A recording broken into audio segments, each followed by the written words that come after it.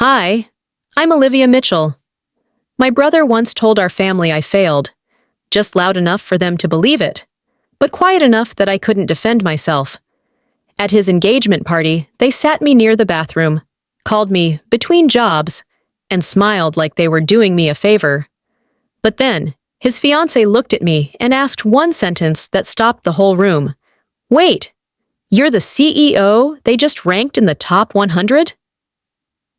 What happens when the family that erased you is forced to see what they tried to bury? And what do you do when your silence isn't protecting you anymore? I arrived at the rooftop just before sunset, the breeze soft and staged like everything else in Dean and Cheryl's world. Everything sparkled. Crystal glasses, polished cutlery, perfectly lit table settings. Hudson Yards never failed to remind you who belonged and who didn't. I kept my look simple. Black silk blouse, tailored slacks, low heels. Not flashy, not dowdy, just quietly expensive. The kind of outfit that didn't beg to be noticed. I'd chosen it on purpose. I didn't want attention, not theirs. A waiter passed with a tray of champagne. I took a glass, nodded politely, and stepped aside before anyone could pull me into small talk. From the edge of the venue, I watched my family laugh, like actors rehearsing lines they'd long since memorized. My mother's voice cut through the air, smooth, purposeful. "Look who decided to join us," she said, clinking her glass with someone's. At least she showed up, even if she didn't follow any real path. She didn't look at me when she said it. She didn't have to. The point had been made. Dean chuckled, the sound low and practiced. A few relatives nodded in unison, the way people do when they don't want to appear uninformed. No one said it outright, but the message was clear. I was the family disappointment, the spare, the cautionary tale. I sipped my drink. Cold, crisp, easier to swallow than the lump in my throat. They didn't know what I did. Not really. They thought I was in tech, the same way someone's nephew might fix laptops on weekends. The truth was more complicated and, ironically, more connected to Cheryl's world than they realized. Dean spotted me and walked over, his posture relaxed, his smile too wide. "Hey, Maureen," he said, slinging an arm around my shoulder like we were still in high school. "Glad you made it." "I wouldn't miss it," I replied evenly. He leaned in, lowering his voice just enough to sound conspiratorial. "Listen, Cheryl's dad has a friend at Apple. They might have an opening. Help desk stuff. Stable. Safe. Thought of you." I blinked once, slowly. "Help desk? Yeah, you'd be great at it. Good with people, right? It's a way in." I smiled. That reflexive, camera-ready kind. "Thanks, Dean. That's thoughtful." Inside, I was unraveling. Cheryl's father didn't just know someone at Apple. He was currently negotiating a multi-million-dollar acquisition deal with my company. And Dean, my own brother, hadn't even connected the dots. Or maybe he had, and chose to ignore them. Back at the table, I took the seat furthest from the head.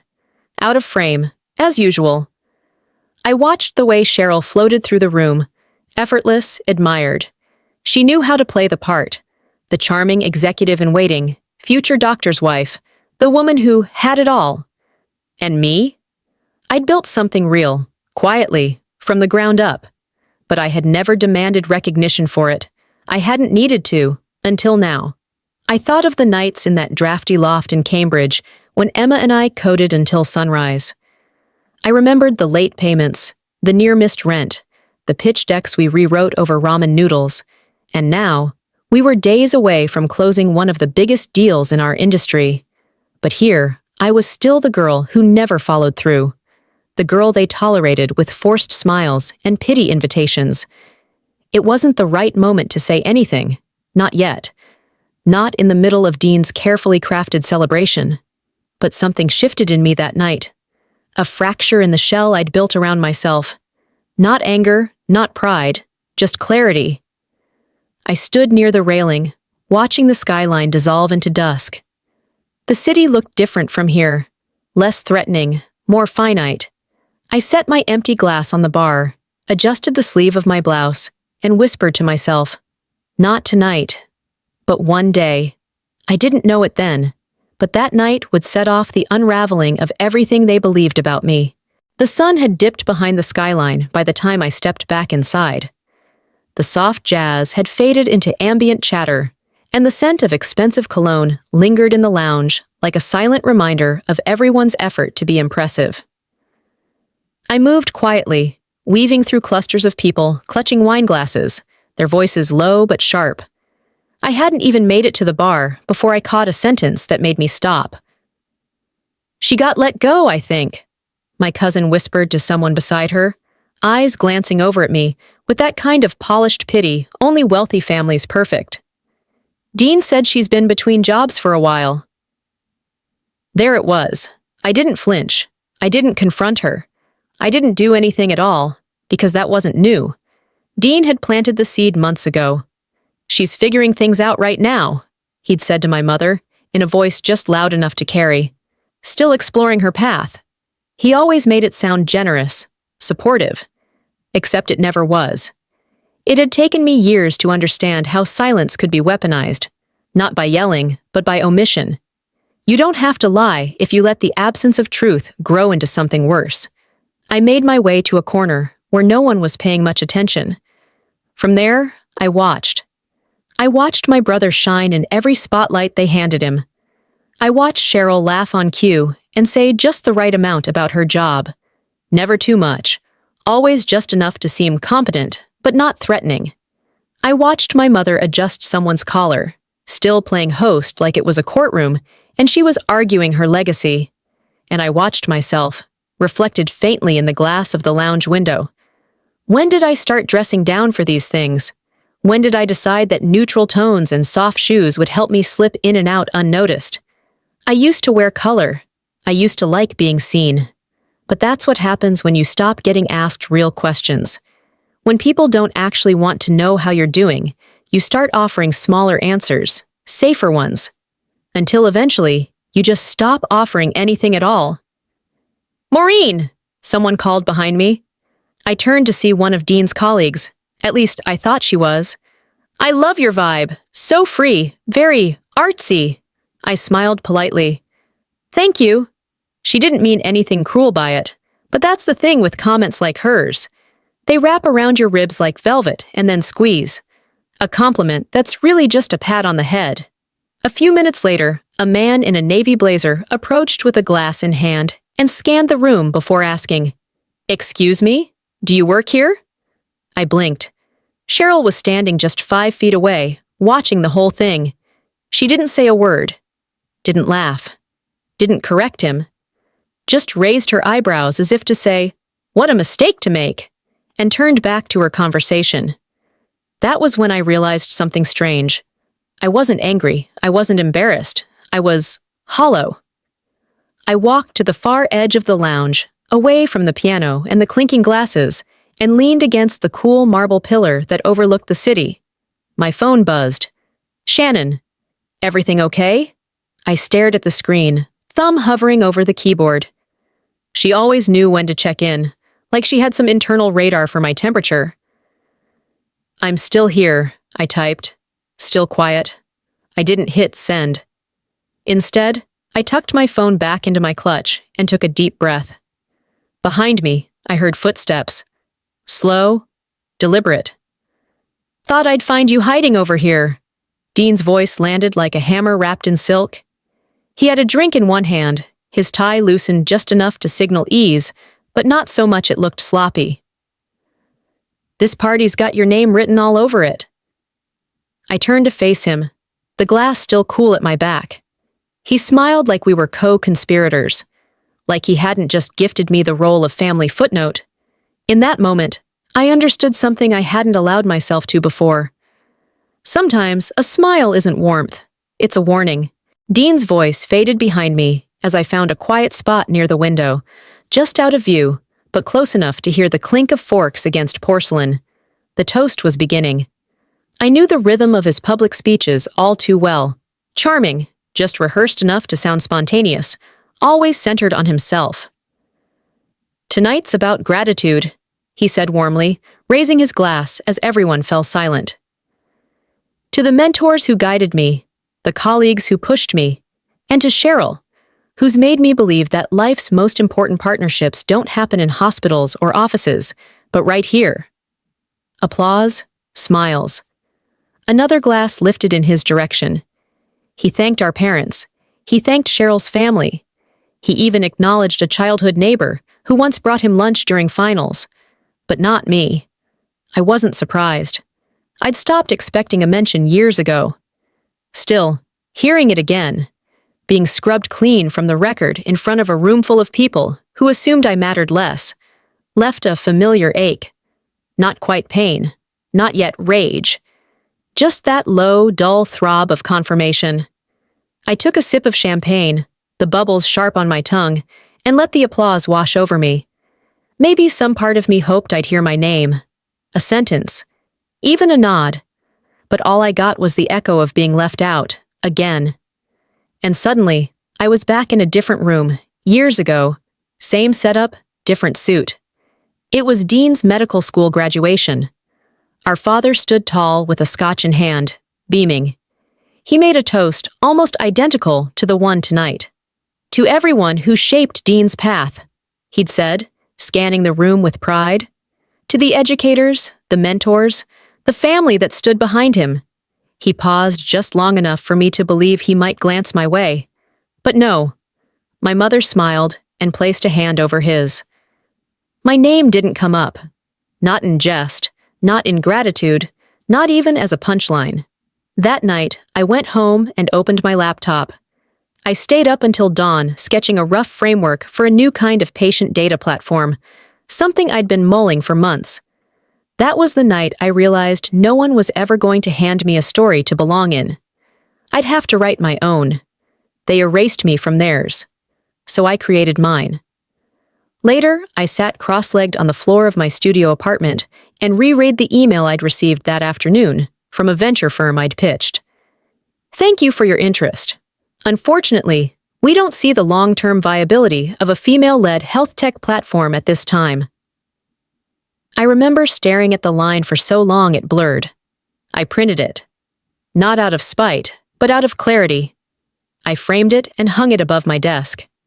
Not to remember their doubt, but to make sure I never forgot how clearly they'd phrased it. We don't see the long-term viability. The laughter from the main room brought me back. Someone made a joke, and the ripple of amusement spread like a wave. They didn't know I'd built the platform half of them had probably used at their clinics, that the tools they praised in anonymous surveys were born out of those silent nights alone in front of a second-hand monitor. They didn't know, because I'd never told them. I'd made myself a ghost in their story, convinced that was safer. Cheryl walked past me, nodding politely, her heels clicking on the marble floor. I nodded back. She didn't pause. She didn't know who I was. Yet. My phone buzzed. Emma, final review at 10 a.m. tomorrow. We're locked. We got this. I stared at the message. Then I looked up, back toward the lights and the murmurs and the clatter of plates. For a moment, I watched it all play out like theater, each character playing their role. Dean, the star. Cheryl, the rising executive. Our parents, the producers. And me, still standing backstage, still waiting for a cue that would never come. Only now. I wasn't waiting anymore. I straightened, adjusted the strap on my bag, and turned toward the main room. Not to be part of their scene, but to rewrite mine. I walked back into that room, no longer hoping to be seen, just preparing to be undeniable. I followed the hostess down the aisle, lined with candles, crystal, and a smattering of monogrammed place cards. The seating area had shifted indoors, away from the rooftop view, but the elegance was dialed up. Not a hair out of place, not a napkin folded wrong. Everyone had been given a role, a position, a spot in the spotlight. I already knew mine would be on the edge of the frame. She gestured toward a table tucked near the restrooms. The chair was pressed too close to the wall, next to a high-traffic path where staff passed every few minutes. My name tag was slightly askew. And worse, it wasn't even my name. Maura Barnes, +1, unconfirmed. I didn't say a word. I simply sat down. Quiet, dignified, diminished. They didn't forget me, I whispered to myself, brushing the card straight. They downgraded me. The screen at the front of the room lit up. A video began to play. A slickly produced montage of Dean and Cheryl's love story, their careers, their future plans. Photos dissolved into video clips, voiceovers narrated by a smiling cousin with a perfect cadence. It was like watching a campaign reel for a political couple that had no flaws. Then came the tech segment. The narrator praised Cheryl for integrating cutting-edge systems to streamline the evening's experience. There were visuals of the registration interface, the digital meal selection app, the on-site check-in feature for guests needing medical accommodations. All of it. The design, the back end, the functionality I had built. Every single line of code. They called it Cheryl's vision, her innovation. I didn't blink. I didn't shift. I didn't touch my drink. Because I'd seen this before. Once, during a conference in Boston, a man I trained took credit for a product demo that landed our first major hospital contract. He didn't hesitate, just lifted my pitch and presented it in a slightly deeper voice. I didn't confront him either. Not then. But I remembered. And now, Cheryl stood at her table, smiling as someone leaned over and whispered, "The platform is brilliant. So seamless. Who did you use?" She laughed softly. "Oh, just a small local team. Honestly, I don't even remember the name. Emma something?" I felt my jaw tighten. "Emma, my co-founder." I stood up, not abruptly, not dramatically, just enough to gather myself. I walked toward the hallway, past guests discussing stock options and travel plans, and found a quieter alcove where the music softened and the air felt breathable again. My phone was already in my hand before I realized I'd taken it out. "She doesn't know. She's using the system without knowing who built it." I hit send. Emma replied in seconds. "It's your move. They're playing with your name. Decide if you want it back." I stared at the words. Let them settle. I leaned back against the wall and took in the scene through the doorway. A room full of people pretending to be less cruel than they actually were. People who traded an image, in implication, in whispers. I knew this world better than they thought. I'd spent years hiding in its shadows, watching, learning how power was used, how influence moved silently like wind under a silk scarf. It never yelled. It didn't need to. I glanced back at the card still in my hand. Maura Barnes. No title, no link to anything I had built, just the bare minimum. I returned to my seat. But this time, I didn't sit to disappear. I sat to wait. I lifted my wine glass, hands steady now, eyes locked on Cheryl. She didn't notice me, not yet. But she would. The air had thickened after dinner, just enough to blur the lines between polished civility and the things people actually meant. Music played low and slow, and conversations turned more personal, fueled by champagne and old family dynamics no toast could neutralize. I was standing near the dessert table when it happened. A woman I didn't recognize, some VP from Cheryl's side, nudged Cheryl and asked, "What does she do again?" Her tone wasn't malicious. Just lazy. The kind people use when they assume everyone at an event has a defined, digestible role. Cheryl didn't even look at me. "Oh, I think she's in PR or logistics for some startup," she said, still smiling, reaching for a chocolate tart. I didn't hesitate. I stepped forward, voice level, but unmistakably mine. "Actually, I run that startup." Silence. Cheryl blinked. "Oh, I didn't realize." The VP cleared her throat and mumbled something polite. Cheryl gave me a tight smile, the kind that says, "Let's not make this a moment." But it already was. I turned away without another word and made my way back into the circle of guests. This time, I didn't hover on the edge. I planted myself near the center, where the voices were louder and the smiles more strategic. I stood taller, steadier. I wasn't there to challenge them. I was done seeking permission to exist. My eyes fell on a framed photo across the room. Dean at age 9, holding a tennis racket, our dad's hand on his shoulder. I remembered the day it was taken. That same summer, I won the regional science fair. No photo, no frame. Just a gentle reminder from my mother to be more socially well-rounded next year. A few guests shuffled closer, making small talk about IPOs and property values. I nodded, answered when asked, but kept my focus. I could feel him before I saw him. Dean's voice arrived first. "You've always been brilliant at starting things," he said, glass of bourbon in hand. "Just never quite finishing." It wasn't a jab, not out loud. It was too smooth for that, said like an older brother who still thought I needed guidance. I turned to face him fully. "Well," I said evenly, "this one finishes at a $200 million valuation, so you were right, not quite." He froze, just for a beat, long enough for a few heads to turn. One woman's brows lifted slightly. Another guest coughed into his drink. Dean gave a half smile. "That's great," he said, tone clipped. I held his gaze until he looked away. Later, I stood outside the event room near the balcony, letting the cooler air reset my breathing. I opened my phone, typed a message to Emma.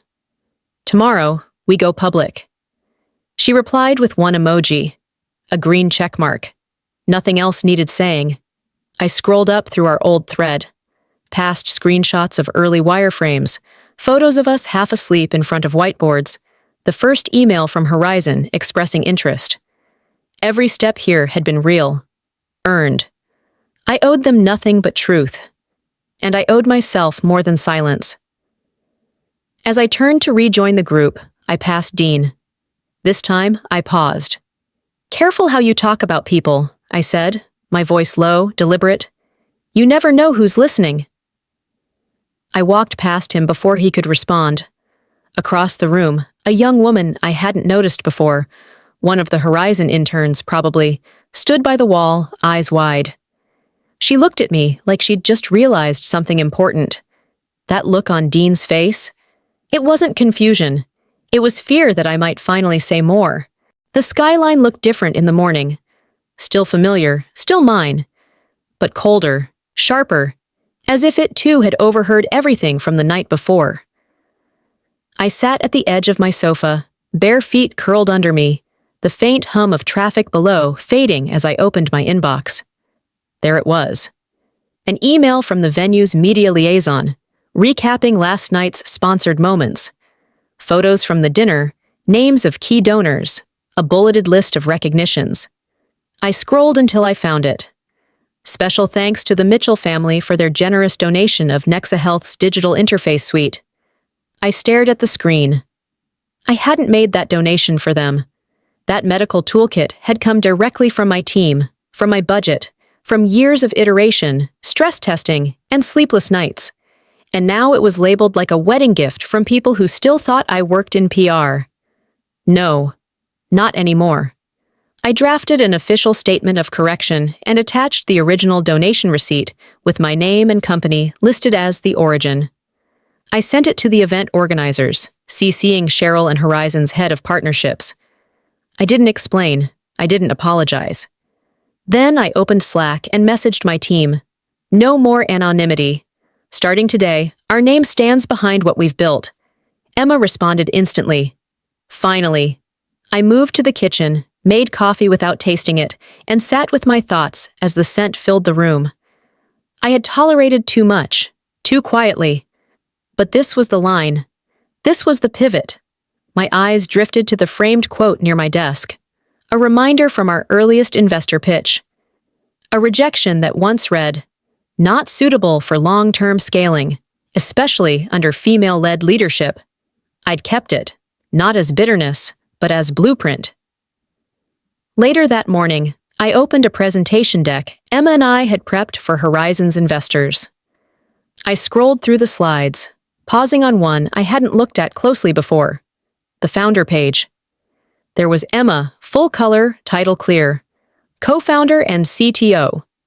Beside her, only a blank silhouette and the caption, Executive leadership, confidential, no name, no image, no trace of me. I had once asked for that, deliberately, years ago. Told our branding team to keep me behind the curtain while we scaled. It was safer that way. It had made sense at the time. But now, it felt like erasure I'd signed off on. Not anymore.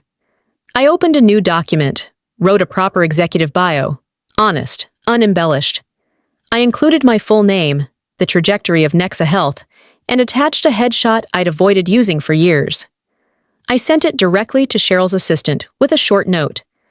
Please ensure this version replaces the placeholder in your next investor round. Transparency is critical to our acquisition process.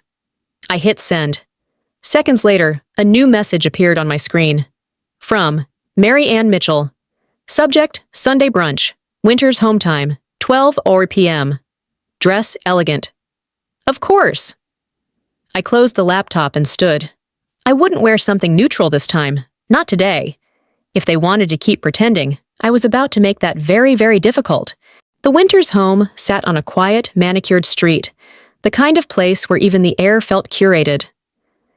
I arrived just before noon, wearing a deep green wrap dress that didn't scream attention, but didn't shrink from it either. Enough silk to be taken seriously, enough edge to remind them I wasn't there to play nice. As I stepped through the front door, the hum of polite conversation greeted me, low and self-conscious, like the energy of a room pretending to be casual while waiting for someone to walk in.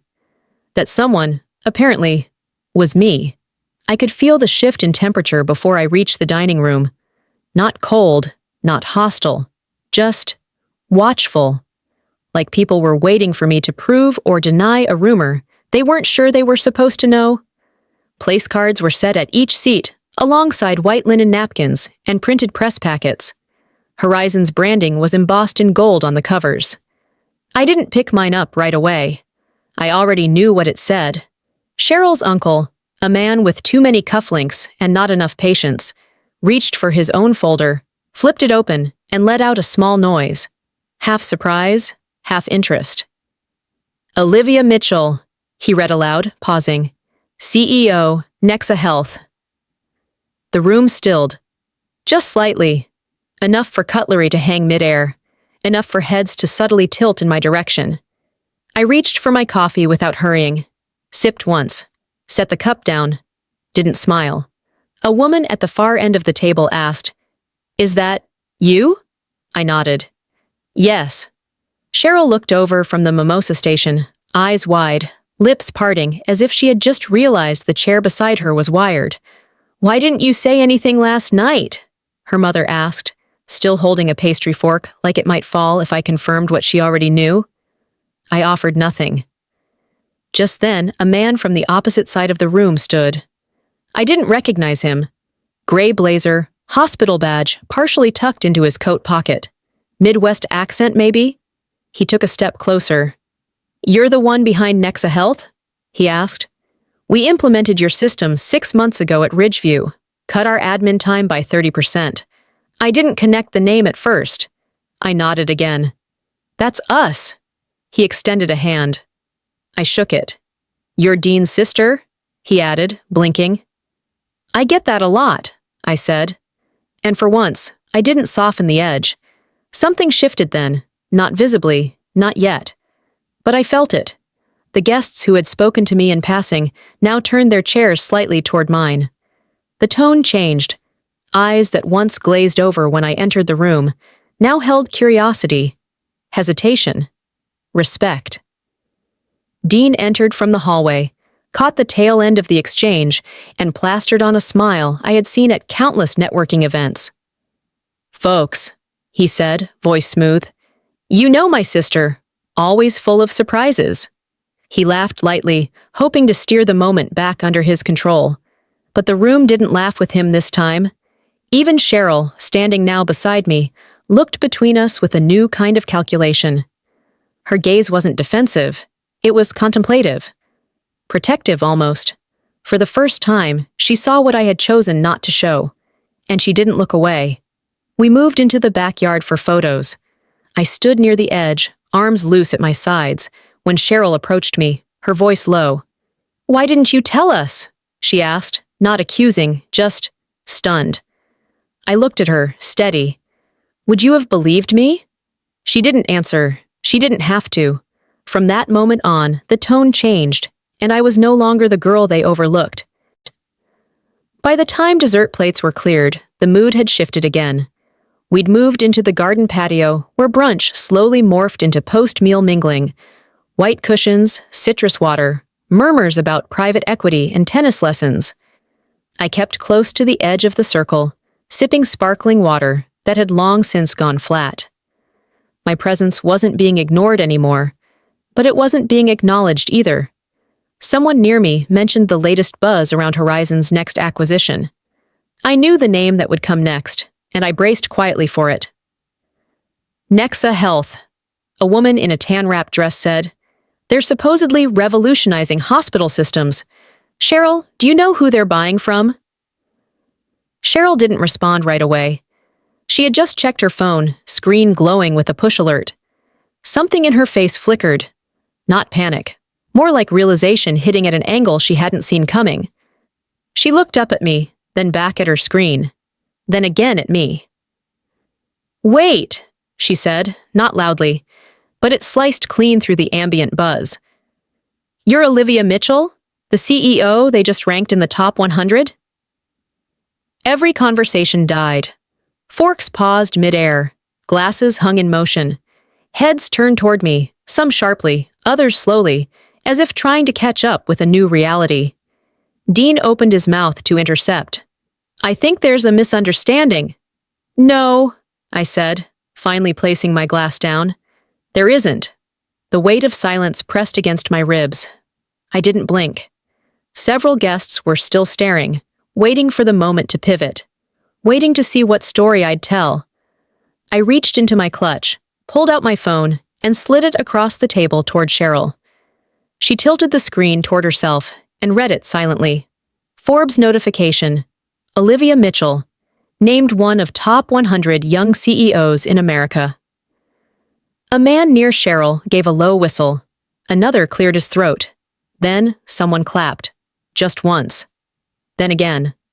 Others followed, unsure at first, then more certain. Not everyone joined, but enough did that it became undeniable. I looked at Cheryl. Her expression was hard to read. Part surprise, part calculation. She wasn't angry. She was reassessing. "I never needed to be the center of attention," I said, voice steady. "I just refused to be erased." Dean moved toward the center, like he was stepping back into a spotlight that had shifted without his permission. "Well, this is great news," he said too quickly. "We're just so proud." "No," I said without looking at him. "You're surprised, not proud." He closed his mouth. I turned back to the guests now leaning in, curious. Questions began to form, but I answered them before they could ask. Yes, Nexa Health was mine. Yes, we'd bootstrapped it. Yes, Horizon was in talks. Yes, I had chosen to stay out of the press, for reasons that, until now, felt personal, but now felt political. Cheryl's mother made a point of sitting beside me, offering me another drink. Her posture was softer than before, less practiced. Then a voice, deeper and deliberate, came from behind. "Olivia," the man said. I turned to see one of the Horizon board members. "I'd like to set up a follow-up conversation this week, if you're open." I nodded. "Email Emma. She manages my schedule." He smiled. "Of course." I didn't gloat. I didn't preen. I didn't scan the room for validation.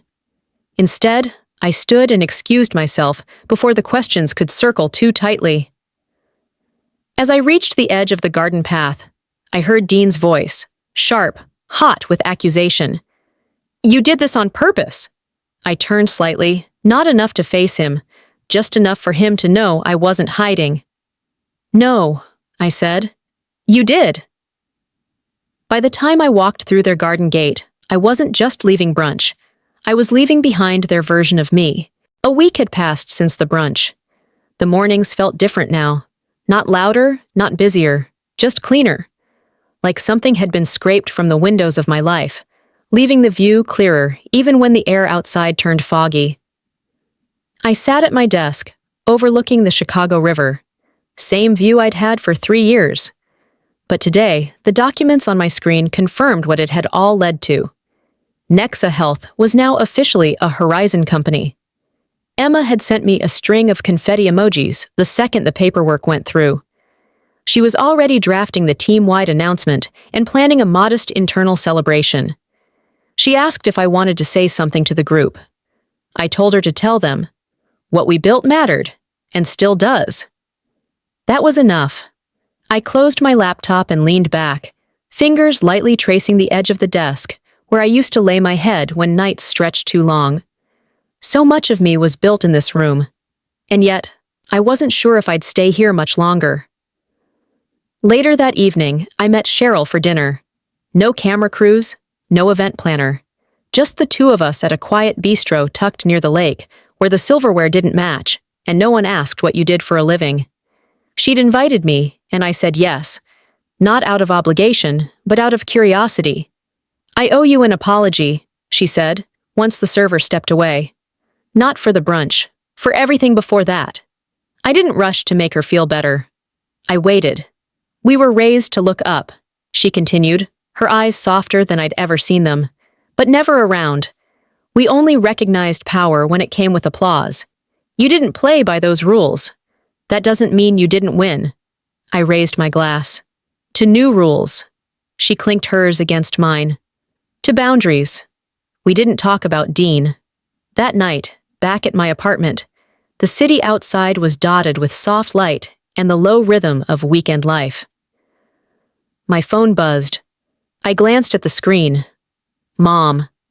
I answered without thinking. Silence hung between us for 3 seconds too long. I read the article, she finally said. Her voice wasn't cold, but it wasn't warm either. Just human. I didn't know, she added, quieter. You didn't ask, I replied. She didn't argue. The stillness that followed wasn't hostile. It was honest. I didn't feel the need to fill it. For once, I wasn't performing daughterhood. I was just being myself, and she would have to meet me there, or not. We said goodbye shortly after. No big gestures, just a soft, restrained kind of peace. I turned off the lights, leaving only the glow of my desktop. On the screen, the Forbes article still sat open. I'd read it once before, just to confirm it was real. Now, I scrolled to the end and paused. Not because I needed to see my name, but because it reminded me I hadn't imagined any of it. In my drawer, I kept a few mementos. Contracts, sketches, old rejection letters. I pulled out a note card and scribbled a short message in ink, folding it once before slipping it into an envelope addressed to my father's former office downtown. Success doesn't need a spotlight, just space to grow. The next morning, I walked it over myself, sliding it beneath the office door as the janitor mopped the floor behind me. No one needed to see me do it. That was the point. Outside, the sun hadn't quite broken through, but the light was there, hiding, not absent. They may never say the words, but I no longer need to hear them. Sometimes, we don't realize how deeply we've been erased until we see our name printed, finally, where it should have always been. For years, I stayed quiet, thinking that silence was strength, that humility would be enough. But silence isn't always noble. Sometimes it's just fear in disguise. If there's one thing I've learned, it's this. You can choose grace without accepting invisibility. You don't have to be loud to be powerful, but you do have to be clear. Clear about who you are, what you've built, what you deserve.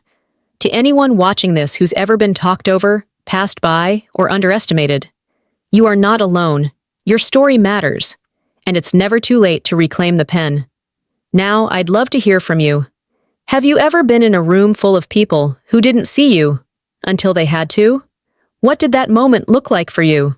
If this story touched your heart or made you reflect, drop a 1 in the comments or tell me what city you're watching from. And hey, if you didn't connect with it, that's okay too. Let me know why. I'm listening. If you'd like to hear more stories like this, stories that challenge, heal, and remind us of what we're capable of, please subscribe to this channel and turn on notifications. Your support keeps these voices alive. Thanks for watching. Let's keep the conversation going.